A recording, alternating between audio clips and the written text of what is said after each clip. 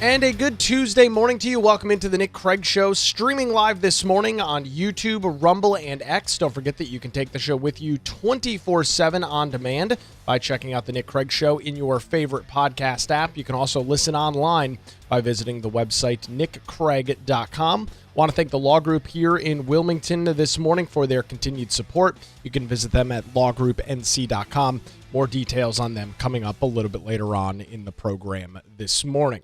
Well, as we were tracking yesterday and have been covering for the last day or so, more civil unrest unfolding in the city streets of Los Angeles yesterday as so-called peaceful protesters marched their way throughout the city throughout the day. And as we have seen many times, as it is pretty typical with these situations, as soon as nightfall comes, that is when insanity ensues. Here is just one video last night of individuals looting a store, a couple of different stores throughout the city streets of Los Angeles. Reports of an Apple store being looted. Not immediately clear what kind of store this is. Looks like some sort of department store being looted in Los Angeles. You can see a bunch of sneakers and clothing on the ground as individuals grab anything and everything that they can and run away. This is the typical playbook for the Democrats. Nothing provides more security to a community, and that they're, of course, rallying for people who are illegally in the country by running into a clothing store and stealing shoes and clothes. Obviously, nothing could possibly show the Trump administration more that nothing could prove to the Trump administration more how serious this group is. Actually, looks like an Adidas store, actually, that is being looted here in Los Angeles last night as multiple days of protests continue.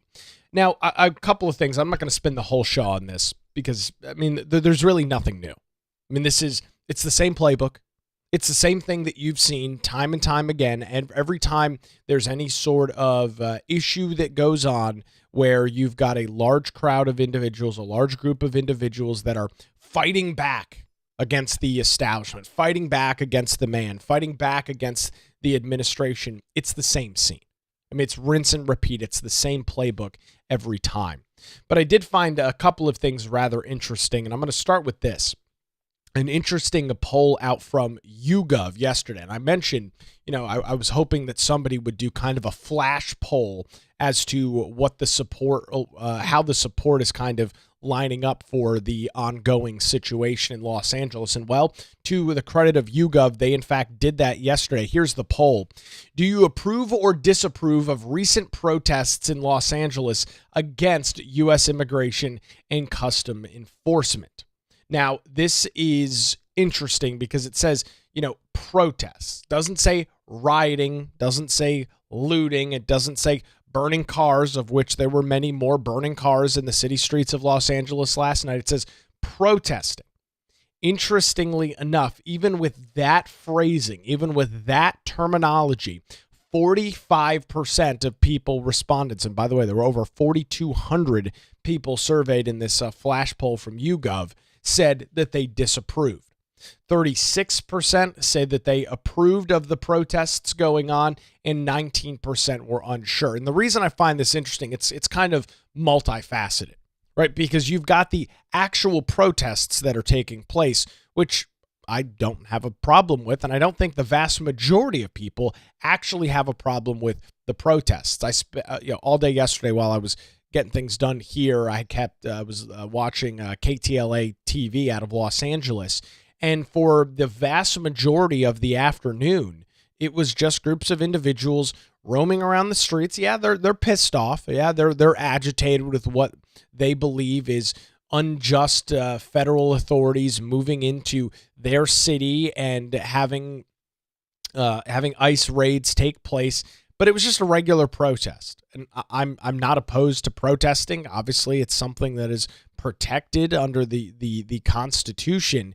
So I find these results to be very interesting, right? Because of what we covered yesterday, this concept, this idea that the left has kind of lost the narrative on this, that yes, they can call it a peaceful protest all they want. You can turn on CNN, you can turn on MSNBC, you can listen to the word salad from Gavin Newsom or Mayor Karen Bass out of Los Angeles, and they'll tell you it's a peaceful protest. They will do their damnedest to try and masquerade the situation. But even with all of that being said, even with all of those allies coming together and trying to paint the picture that this is just, just a regular peaceful protest, it's obviously not working. Obviously, the images of cars burning in the city streets of Los Angeles, obviously the pictures and the videos of protesters on Sunday hauling rocks and bricks and cinder blocks and shooting fireworks at law enforcement, destroying police vehicles, attacking these individuals that are building these skirmish lines. The left has already, just within the first couple of days, has already lost the narrative on this whole thing. Right? Again, the question was not, do you approve or disapprove of riots in Los Angeles? That's not the YouGov question. The question was, do you approve or disapprove of recent protests? And because left-wing agitators and individuals that just are using this situation as an opportunity to get some free sneakers or some shirts from a local store, or in this case, a free iPhone, saw an Apple store looted last night as well, the narrative's already been lost. When 45% are disapproving of the protests, you know that it's already gone. It's already failed. And it's something that the left is not going to be able, in this case, to put the genie back in the bottle. The damage is already done. Now, last night, I would say, was probably kind of on par with Sunday. You didn't have the police situation that you did on Sunday night compared to Monday night. Law enforcement was seemingly a little bit more strategic. And again, when we say law enforcement, not talking federal officials, which we'll get into. We're talking about California Highway Patrol, CHP, or LA County Sheriff, and obviously some of the other municipal law enforcement agencies that come in to provide additional support. Right? We're not talking about federal authorities pushing these crowds back. We're talking about local law enforcement doing it. And when 45% of people already disapprove of everything that's going on, regardless of the mostly peaceful protests, then the narrative is lost. And as you break down this poll, the numbers here aren't incredibly shocking. When you look at it from a political party breakdown, 58% of Democrats approve, which is the highest number in the poll, but the disapprovals are interesting.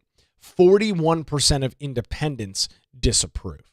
And that's really the key number that you look at. That's really kind of the real winning number in all of this. Obviously, Republicans are going to disapprove of this. Obviously, Democrats are going to approve.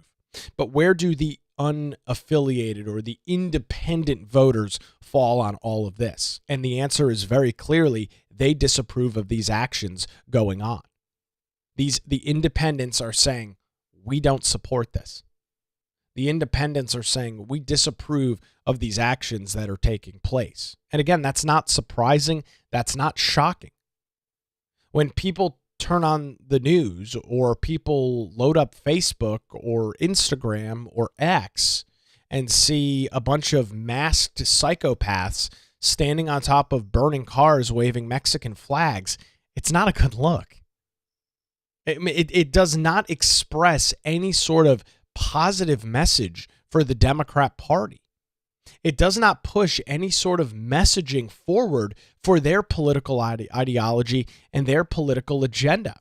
And I found it very interesting. Even CNN asked, they did an interview last night with the Los Angeles mayor, Karen Bass, and the question was asked specifically this, looking at political polling, looking at some of the images and pictures that have come out. The question was, are Democrats out of touch with the issue? This is how the Los Angeles mayor responded. Are Democrats out of touch on this issue? Well, I think if you did the polling in Los Angeles, I'm not sure it would be that way, considering we are a city of immigrants.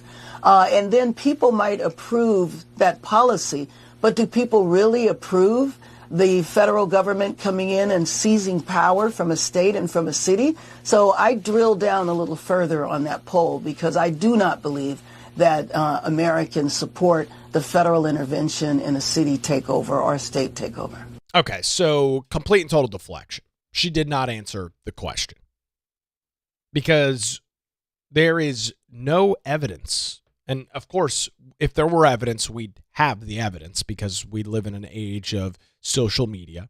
We live in an age of smartphones. We live in an age of instant communication globally.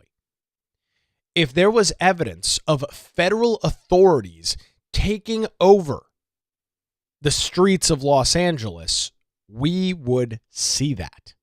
We would have those videos. We would have those pictures.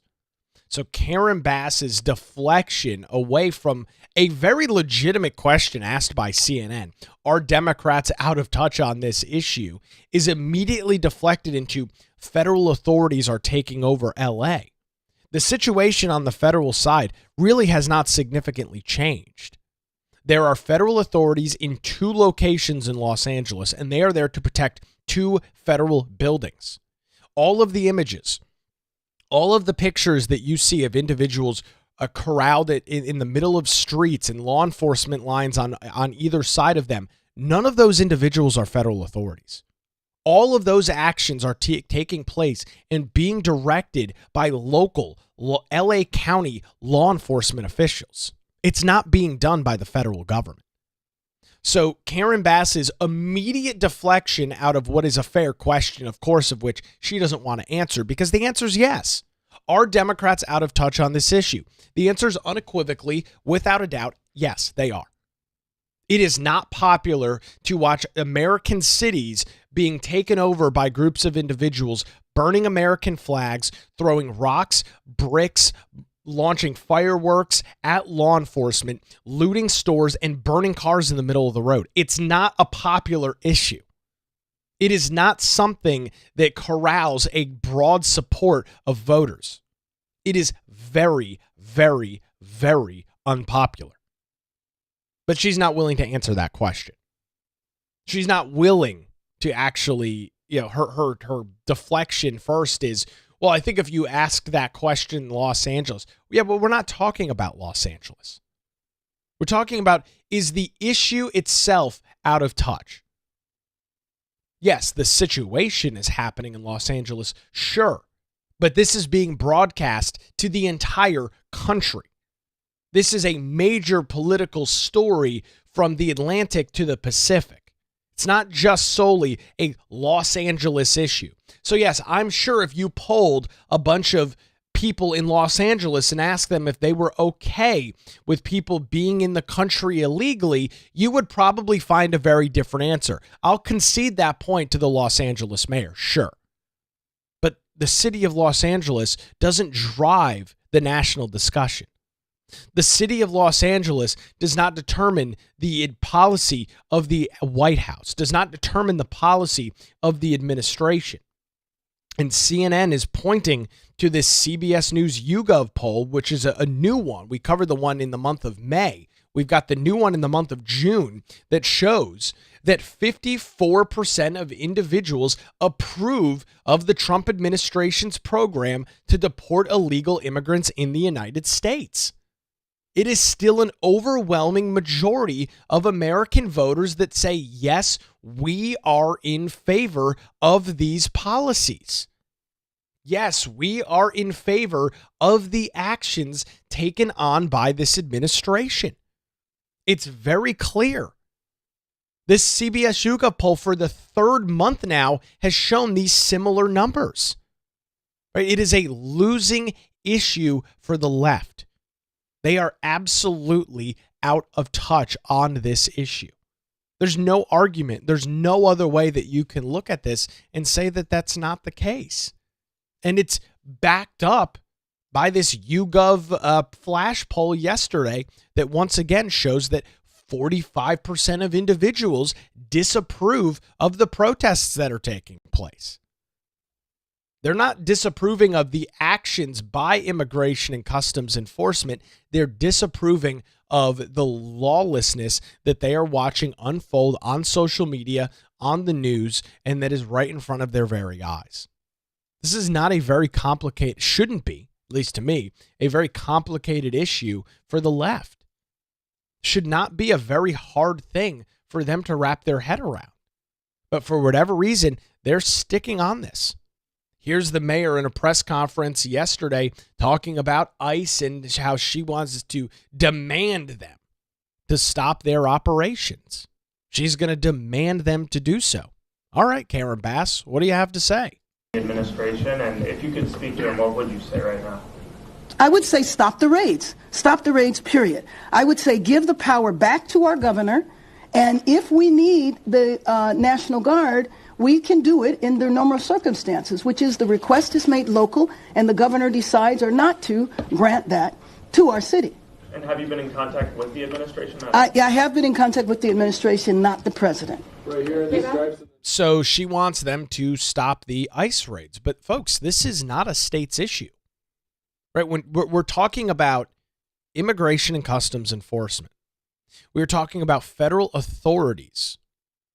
There is no way that the mayor of a city, right? We're not talking about the governor anymore. We're not talking about Gavin Newsom. We'll get to him a little bit later on. But we're talking about the mayor of Los Angeles demanding that federal authorities stop doing their job. Under what jurisdiction does she believe that she holds any sort of power or authority to demand that federal officials stop their actions? Immigration law and immigration enforcement is something that is solely the responsibility of the federal government. Now, local authorities do, in fact, work hand in hand with federal immigration officials. There's been a lot of discussion here in North Carolina over the last couple of years about ICE detainers and attempts by the General Assembly to mandate that all sheriffs in all 100 counties across our state do, in fact, comply with these detainers. And the way that this works is pretty simple. So if you are somebody that is illegally in the country and you are charged and arrested with an unrelated crime, maybe you're drinking and driving, something of that nature, you are obviously, if you go through that process, you are arrested and held at least temporarily for your alleged actions of driving while intoxicated, driving while under the influence, whatever the charge ends up being. And if law enforcement is able to determine and unable to confirm your identity and your legal status, they reach out to the federal government. And then there is an ICE detainer in many cases that is put in place. And what that detainer is 72 hours. Federal authorities have the ability to come in and take over, not the case of the DWI, but start investigating this individual for the potential that they are illegally in the United States. And there's really not much potential there. I mean, if you take somebody in and they are unable to provide any sort of legal documentation as to who they are, they're illegally in the country. There's not much gray area there. So the federal government issues this ICE detainer, and within 72 hours, they respond to whatever jurisdiction, wherever this event happened, and they are able to take over and begin the process of looking at the legal immigration status of the individual at question and decide how they want to handle it. That's how the ICE detainer system works. It's kind of I don't even know how to describe it, some sort of a watered down explanation of it, but that's really the basic as to what this thing is. And so local authorities do in fact work in conjunction with the federal government. But at no time does a city mayor or a town mayor have the ability, have the authority to tell federal officials, you are not allowed here. You are not allowed to conduct the job in which you were hired and legally obligated to do, which is carry out the policies of this administration as it relates to immigration. I mean, it's built into the name ICE, Immigration and Customs Enforcement. It's literally their name. So Karen Bass can, pound her fists on the table and talk about how ICE needs to leave. Guess what? It's not going to happen. And as much as they want this to take place, well, Tom Homan was on with Jesse Waters last night and proved the point that regardless of what Karen Bass wants, this isn't going to stop. ICE raids are going to continue. This administration has a very clear sight on how it wants to handle its immigration policy, and they're going to continue to do so. Here's Tom Homan last night with Jesse Waters. Well, I ain't leaving. Well, as a matter of fact, we got over 100 teams out today enforcing immigration law, and we're going to flood the zone. I've said for a month, sanctuary cities, you don't want us to arrest these bad guys that you just listed out. We could arrest them in the safety and security of a county jail, but they won't let us into jail. They release them into the community, which means we got to send a whole bunch of teams in the community to find this dangerous person that don't want to be found. So sanctuary cities are going to get exactly what they don't want: more officers in the communities and more officers in worksite. We can't arrest them in jail or arrest them in the community. If we can't arrest them in the community, we're going to increase worksite enforcement operation. We're going to flood the zone. And based on what LA is doing right now, we're going to continue to flood the zones. We're going to be there tonight. We're going to be there tomorrow. We're going to be there every day in the next 4 years, arresting public safety threat illegal aliens. We're not going to apologize for doing it. So we're not going anywhere, Jesse. We're going to do the job the American people voted Donald Trump in office for. We're going to make America safe again, one illegal alien criminal at a time. And this is another reason we need the big, beautiful bill passed so we can hire more ICE agents, get more technology, and help us find these people. Look, we got over 20 million illegal aliens in this country. We got less than 5,000 deportation officers. We're outnumbered. You want more criminals taken off the street? You want more efficient operations? Then they need to pass this bill and fund ICE and fund the Border Patrol to keep President Trump's promise to the American people. Tom Homan is such a badass. I love it. I love it. He's not backing down, and he shouldn't back down, because the point he's making is exactly correct. These cities and municipalities like Los Angeles, these progressive hellholes that Democrats have created, have decided that they are going to adopt catch and release policies. They do not, in fact, comply with ICE detainer requests. That's the big issue out in these cities, and that's exactly what Tom Homan is explaining. If they were not sanctuary cities and allowed ICE to issue these, ICE is allowed to. ICE issues the detainers, but the local governments and the local sheriffs and the local police ignore the detainer, release the individual back into the public, and that's why ICE is conducting these raids, right? This is a self-fulfilling prophecy. Democrats want this to take place, obviously, because the simple solution is allow the federal government to do their job through the ICE detainer process, which, by the way, for all of the bitching and complaining about due process, that's it. ICE has to go in front of a judge and get a detainer request. They don't just magically appear. They follow due process. They go and get a judge to sign off on an ICE detainer, and they've got 72 hours to act on it. Sanctuary cities like Los Angeles, sanctuary states like California give the middle finger to ICE, give the middle finger to the federal government, and the end result is Tom Homan says, okay, great. Then we're just going to start sending ICE teams into your various communities, going through work sites and wrapping these people up ourselves because you won't allow us to do our job. And it's really that simple.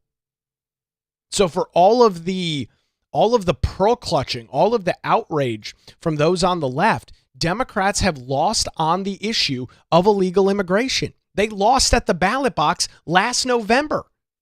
And now I guess they believe that if they stand up to ICE, stand up to federal officials, that's going to put them back in the good graces of the American people. This is a losing argument for the left. This is a losing political issue for the Democrats. Plain and simple. There's no other way around it. Immigration was one of the largest drivers of the last election cycle. We all know how that went. 7 for 7 on swing states for President Donald Trump, winning the popular vote as a Republican for the first time in almost 20 years. That doesn't happen magically. That doesn't happen by accident. It's not a fluke that Donald Trump did that. He ran hard on immigration. He called out Joe Biden and the Democrats that were previously at the helm for their lackadaisical immigration policies that have made every single U.S. town and city less safe. We don't need to sit here and recap all of the horrific tragedies that have unfolded at the hands of illegal immigrants. And the point is, not every illegal immigrant is a dangerous, violent criminal, but that's not who ICE is going after.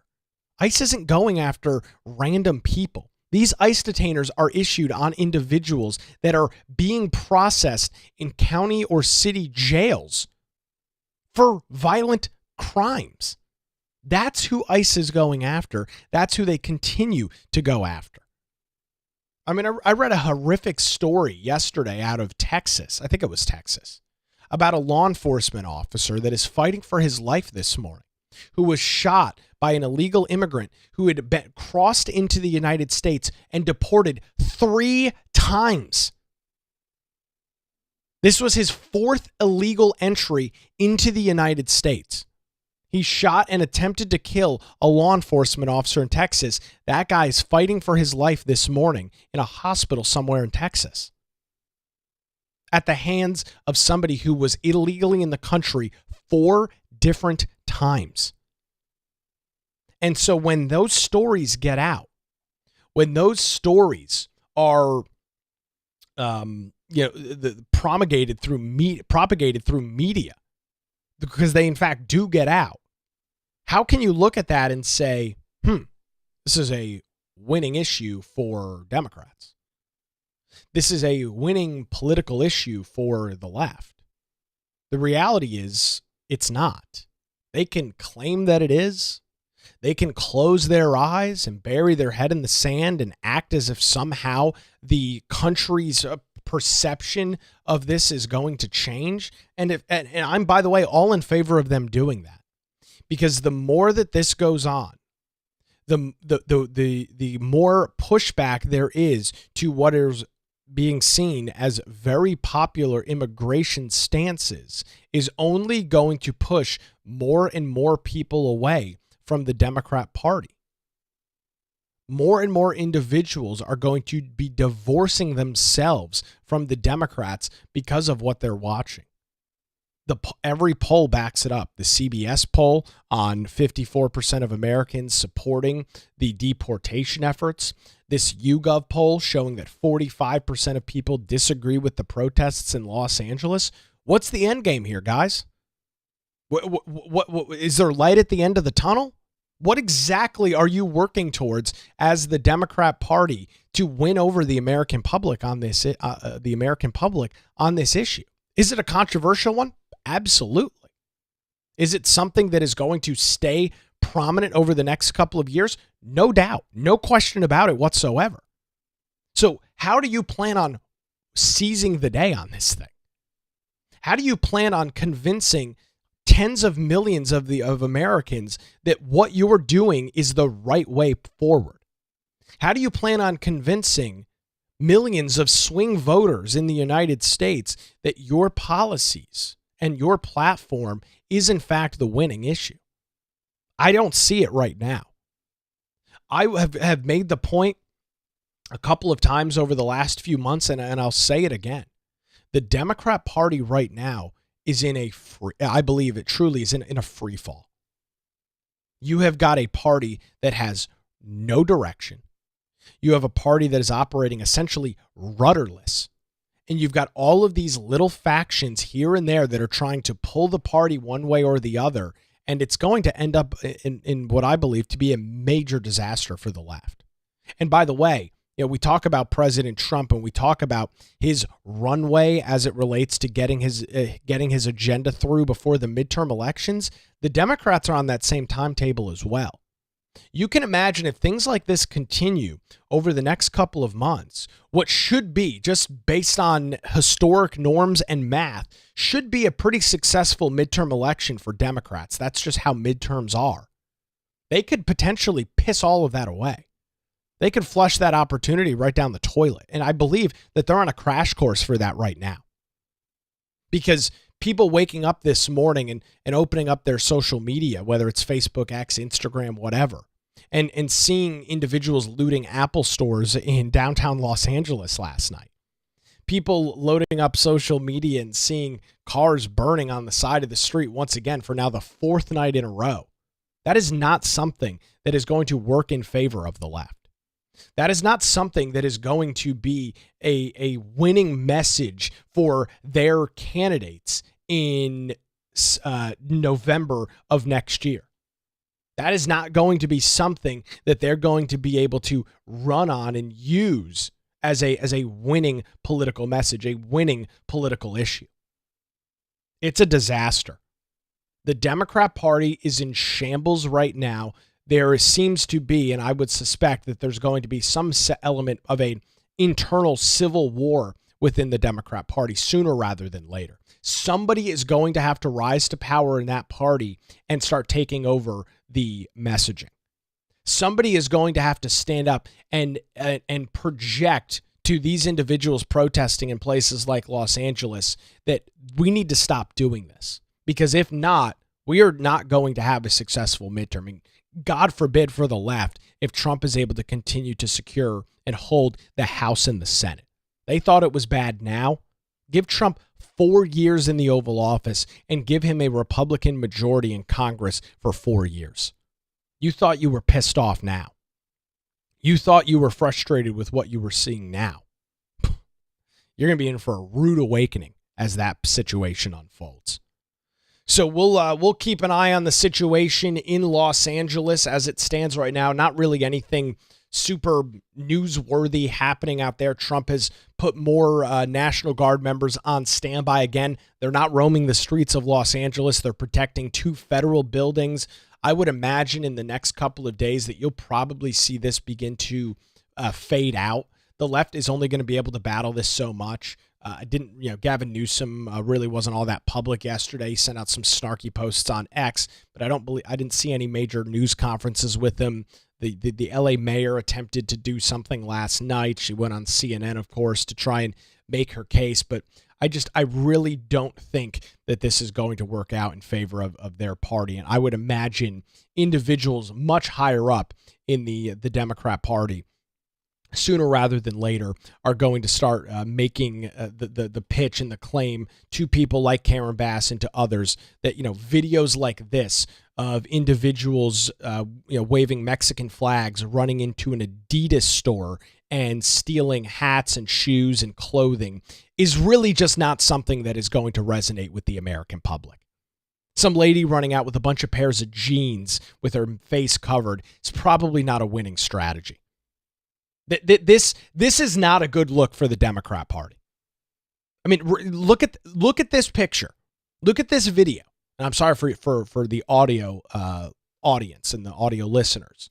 But look at these pictures. Look at these videos and tell me that this is something that is a winning political strategy.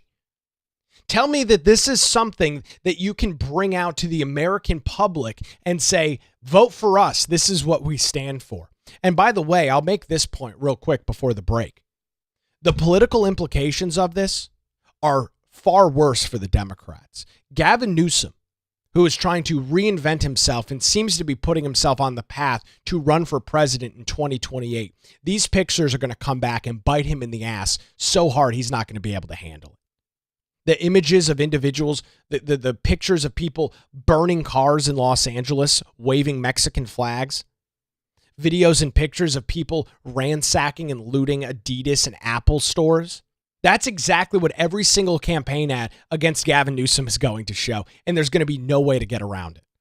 You can envision the ad right now from every Republican, every conservative group that is going to be involved in the 2028 election if Gavin Newsom is trying to put himself on the top of that ticket. Those pictures and those videos, I can promise you, will come back and haunt him. The statements and the claims will absolutely come back and haunt him and could have some major political implications for him. And that's why I'm surprised to see that he's taking the approach that he is, where he's telling Tom Homan, oh yeah, come arrest me, threatening the federal government. Nobody wants to arrest you, Gavin Newsom. You're irrelevant. You're a terrible governor in one of the most unsafe, dangerous states in the country. Nobody wants to arrest you. That narrative spin isn't working either.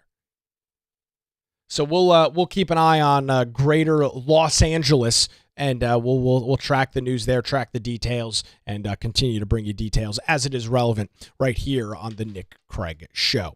I want to tell you about the law group here in Wilmington this morning. When legal challenges arise, make sure you put your trust in the law group. For over 20 years, their experienced attorneys have provided high-quality, affordable legal services across eastern North Carolina. Whether you're facing a divorce, navigating real estate transactions, or maybe you're in a position where you need a strong defense, the law group has your back. Their dedicated team ensures your questions are answered and issues are resolved promptly. Great news, they are located in downtown Wilmington and just a phone call away at 910-251-6088, or you can visit them online at lawgroupnc.com. That's 910-251-6088, or their website, lawgroupnc.com. The Law Group, experience and dedication you can rely on. The Law Group NC website is phenomenal. They've got a great blog up there, all of their areas of practices. You can see all of the attorneys that work within the Law Group and see their areas of expertise. Visit them online at lawgroupnc.com. We appreciate their continued support of the Nick Craig Show. As we roll on this Tuesday morning, streaming live on YouTube, Rumble, and X, and 24/7 wherever you get your podcasts.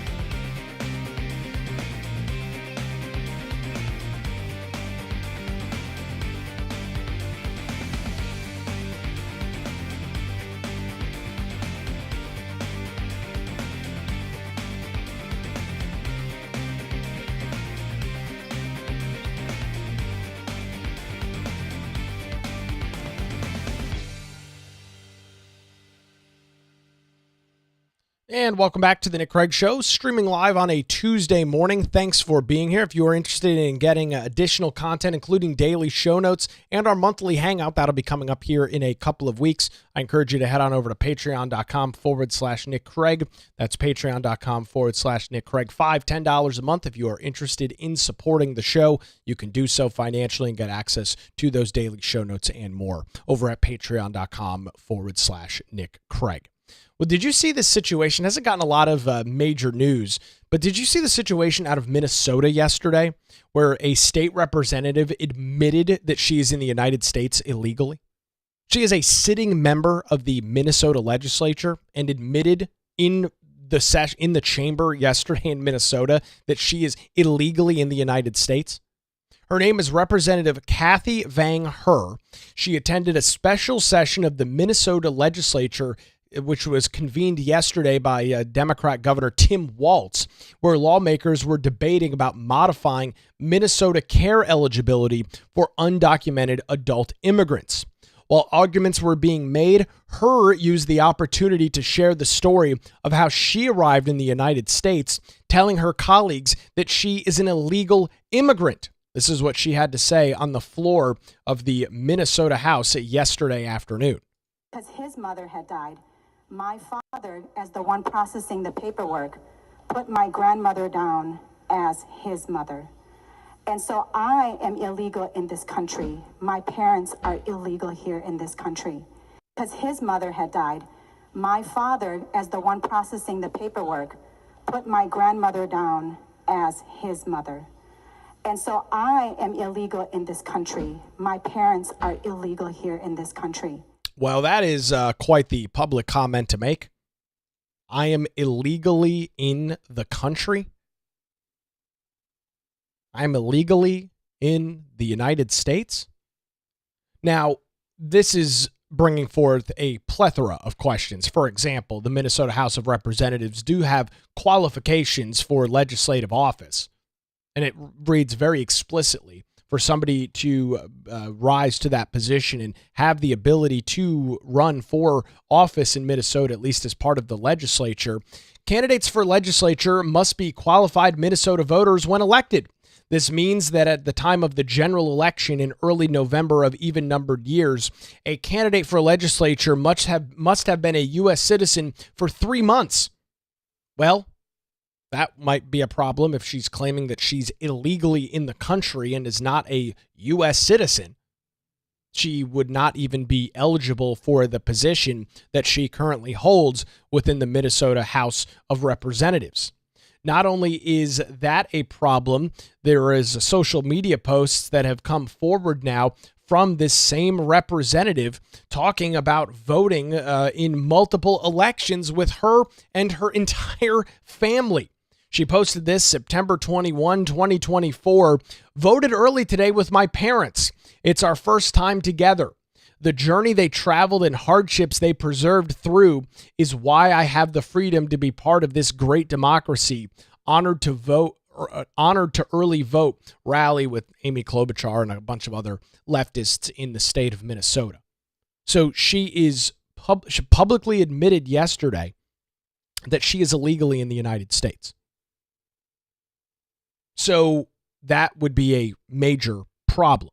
Now, it's a possibility that she has a green card. There is a possibility that she has some sort of legal status now. But this whole situation seems to be rather interesting. That she is publicly claiming that she is professing it as some sort of winning issue, that she's illegally in the country. Now, there's some evidence that she is now since a naturalized citizen. But this is it's just an odd situation unfolding. The whole thing is there's a lot more questions than answers this morning, as Fox News has some of the coverage this morning over on their website. Her office officials did not respond to Fox News Digital's request for comments on the matter. Still, Hur asked her colleagues to give everyone the same opportunity her family had, however they got to the United States. So the whole thing is rather peculiar. But she said, and I quote, "I am illegally in this country." That doesn't sound like somebody that has gone through the process of being a naturalized citizen. If you have a green card, you're not illegally in the country. If you're a naturalized citizen, you're not illegally in the country. Her exact quote, "I am illegally in this country. My parents are illegally here in this country." Didn't say were, are, and am. Those are present text words that you would use to describe a situation. So, not exactly sure what's going to go on with all of this, but just another situation where you've got a pretty serious issue being debated. In the case of what was going on in Minnesota yesterday, trying to debate and discuss about essentially Minnesota Care, which is the state-run version of some sort of a Medicaid or Medicare program and eligibility for undocumented adult immigrants. And so she took that opportunity to profess how she's illegally in the United States of America. Very, very odd. Then tried to walk it back a couple of hours later and claim that she, in fact, is a citizen. Very interesting situation unfolding. I'm curious how this is going to play out, and if there'll be any national attention on this in the coming days as this situation unfolds. Well, turning our attention to some state/national news this morning, President Donald Trump is set to visit Fort Bragg today to talk with thousands of soldiers and get a firsthand look at what goes on at one of the United States' largest military installations. The president is scheduled to speak at 4 p.m. today. His remarks are open to the public for those who can access the installation. Before the public speech, paratroopers and military equipment will be on hand for readiness demonstrations for President Trump, as well as Pete Hegseth and others that are going to be traveling with the president to observe. And this, of course, is all coming ahead of the major military parade that is set to take place in Washington, D.C. this weekend. That is taking place on Saturday. It is to celebrate the Army's 250th birthday. It's expected that around 130 vehicles and more than 7,000 soldiers are expected to march in the parade that will be happening this weekend. Also taking place this weekend, there was some commentary earlier in our Rumble chat about this, is a weekend in which individuals across the United States are hosting a series of events that they are essentially trying to stand up to President Donald Trump. They're calling it No King's Day. That is the name of the group of protests that are taking place. They are trying to mobilize in cities, in towns, all across the United States. There is slated to be an event here in Wilmington, at the state capitol in Charlotte, in many, many areas across the United States over the next couple of days as these individuals walk around holding signs that, we don't want a king. Again, not really sure how you convince yourself or try and convince other people that the duly elected president is a king. It's going to be kind of a hard, to me, kind of a hard sell. So we'll see if any of those turn violent. I can only imagine at least a few of them will, as some of these Antifa types, some of these left-wing agitators will unequivocally find themselves at these events and find the opportunity to create some sort of chaos or havoc. And it really kind of ties into what we were talking about before the break. What does this party do going forward? How does this party kind of walk some of this back and try and figure out and find a legitimate way to express their viewpoints, to express the issues that they feel are important in a way that actually resonates with the American people? I caught this clip yesterday from Fox News. Brit Hume, who has been a political correspondent for probably 40 years at this point, was on Fox News yesterday afternoon. And I thought he did a really good job kind of talking about, it was obviously in relation to the ongoing protests, the ongoing unrest and riots in Los Angeles. But I thought he did a really good job at breaking down what's going on right now and how he sees something like this unfolding. Here's Brit Hume yesterday on Fox. Well, it's of a piece with what all these Democratic California politicians are saying, Jackie. And if you ask yourself this question, what were the main things that got Donald Trump elected president? And one of them was certainly the inability or unwillingness of the previous administration to enforce the nation's immigration laws, resulting in a flood at the border and our cities and many of our cities being heavily populated with people who have no legal right to be here. That is what ICE is now doing, enforcing the laws by going around and conducting these raids and arresting people who have no right to be here and can legally be deported. For them to call it renegade, for her to call it renegade raids is incorrect. And the other thing about this, Jackie, I don't understand is, I think people can look at this and tell that when she says these are peaceful demonstrations, well, some may be, but a lot of them are not.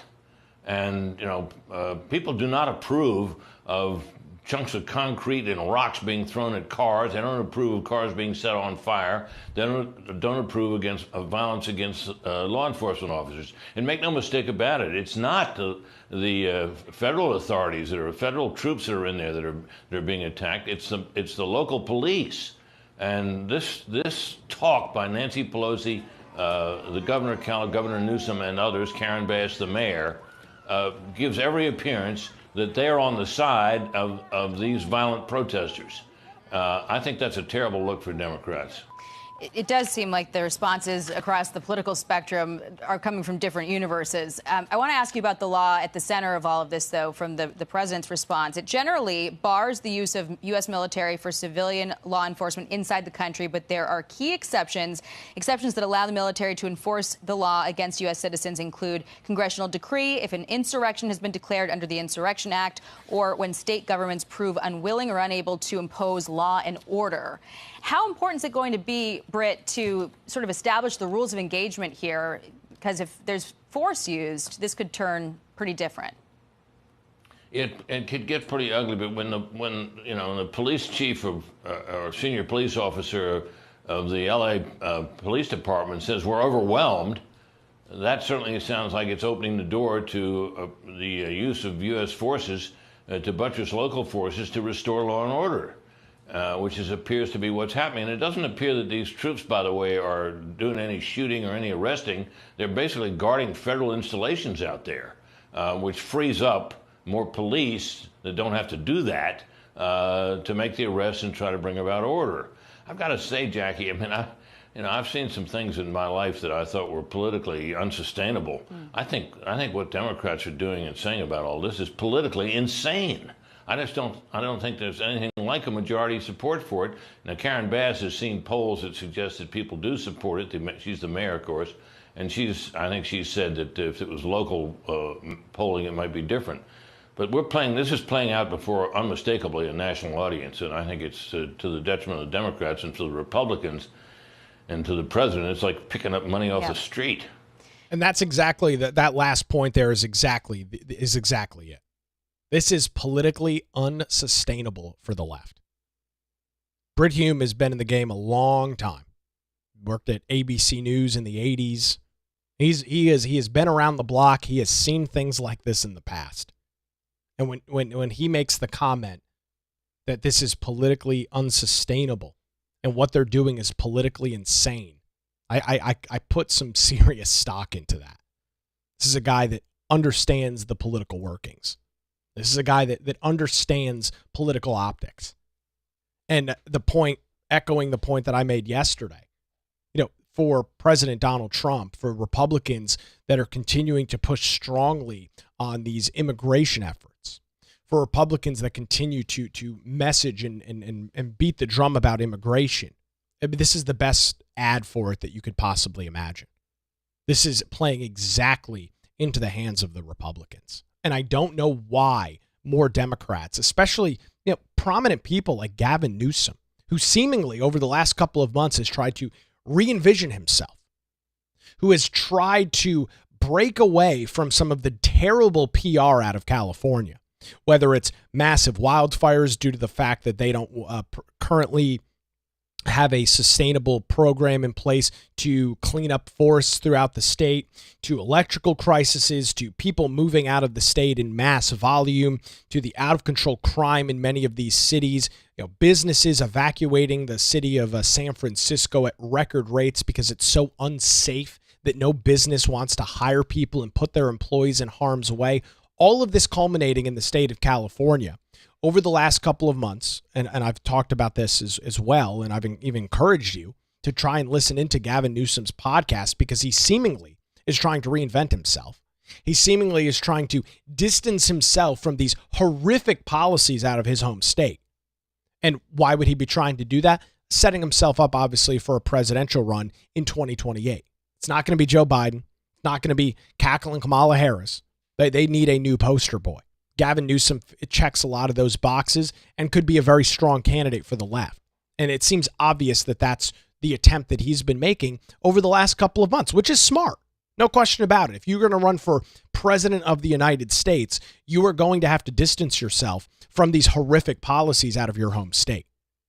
And so what you've seen from him over the last couple of days is the old Gavin Newsom, a guy that is a bleeding heart progressive, a bleeding heart liberal, who I think is making a huge miscalculation as it relates to what's happening in Los Angeles. A guy that is, when all is said and done, will find himself on the wrong side of this issue politically. That has already happened. The polling data already proves that that's the case. I find it interesting that he wasn't really around yesterday. You know, you had him over the weekend, a couple of press conferences on TV, telling Tom Homan and Trump, come arrest me. I dare you to come arrest me. Then yesterday, relatively silent for the governor of California. And so as we look at long term these issues and the political ramifications and the political fallout from it, I guess is the word to describe it. I don't know why he is not being a louder voice against this. And really, maybe the best explanation is the fact that he can't afford to piss off his progressive voter base in California. He's between a rock and a hard place. He needs to try and rebrand and re-identify himself as a more moderate Democrat. But at the same time, the vast majority of his supporters, the vast majority of his base in his home state are radical, wacko, progressive leftists. And so now he's walking this tightrope where he has to figure out where do I go from here? Right? If I cozy too far up to the left, then I shatter this image that I'm trying to build as a moderate. He goes too close to the middle and calls out these individuals for their actions, and the progressives attack him and claim that he's not progressive enough, and he starts losing his base there. So he's in a tight position. I have zero sympathy for Gavin Newsom. This is all a man-made, self-made disaster from himself, the California legislature, and the rest of the radical progressives in that state. Believe me, I have zero sympathy for the California governor. But he is in a very precarious spot as he tries to reimage and rebrand himself, which is obvious what he's trying to do, right? He would not have invited Steve Bannon on his podcast. He would not have invited other more right-wing influencers on his podcast if he wasn't trying to brand himself as a more moderate individual. If he was trying to brand himself as somebody that is open and willing to listen and have serious discussions. That's somebody who is trying to reinvent their image.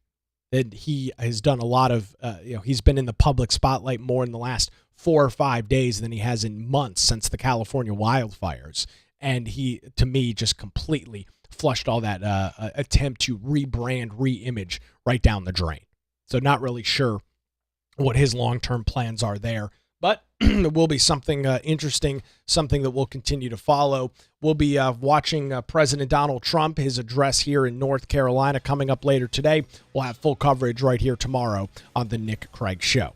Once again, thanks to the Law Group here in Wilmington for their continued support. Visit them online at lawgroupnc.com or give them a call at 910-251-6088. That does it for the show, streaming live this morning on YouTube, Rumble, and X, and 24/7 wherever you get your podcasts.